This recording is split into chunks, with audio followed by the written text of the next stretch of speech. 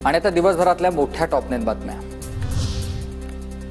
वाल्मिक कराडचा मुलगा सुशील कराड विरोधामधील याचिकेवर सुनावणी पूर्ण झाली आहे। सुशील कराडवर गुन्हा दाखल होणार की नाही यावर उद्या निर्णय। सुशील कराडवर मॅनेजरला घरात घुसून मारहाण केल्याचा आरोप आहे। संतोष देशमुख हत्या प्रकरणाची चौकशी करणाऱ्या समितीचं कार्यालय मुंबईत आहे। चौकशी समितीचं कार्यालय बीडऐवजी मुंबईत असेल। समितीचे अध्यक्ष ML तहालेनिया यांच्या विनंतीनंतर मुख्यालय मुंबईमध्ये।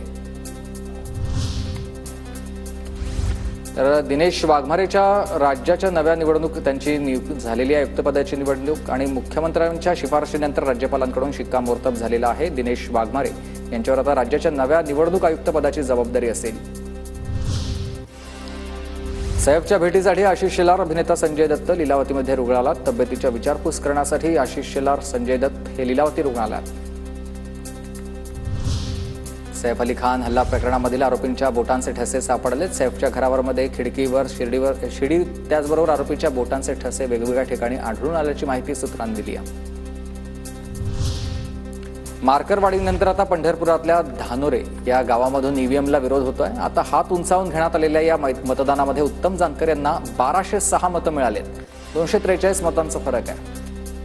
नाही, नक्कीच त्या ठिकाणी 963 इतकं मतदान मला दाखवण्यात आलेलं होतं, परंतु 1206 लोकांनी त्या ठिकाणी हात वर करून मला मतदान त्या ग्रामसभेच्या ठरावानं केलेलं आहे। आमदार उत्तम जानकर दिल्लीमध्ये ईव्हीएमच्या विरोधात आंदोलन करणार। माजी न्यायमूर्ती विजय कोळसे पाटील हे देखील आंदोलनात सहभागी होतील। 23 जानेवारीला दिल्लीमध्ये जंतर मंतर या मैदानावर हे आंदोलन होईल। त्याच दिवशी आमदारकीचा ते राजीनामा देणार आहेत। अशा पद्धतीनं मशीनमध्ये हेराफेरी घेऊन जर या देशामध्ये निवडणूक होत असेल तर 25 तारखेला तो निषेध दिवस म्हणून आम्ही जंतर मंतरवरती मी स्वतः सत्याग्रह करणार आहे।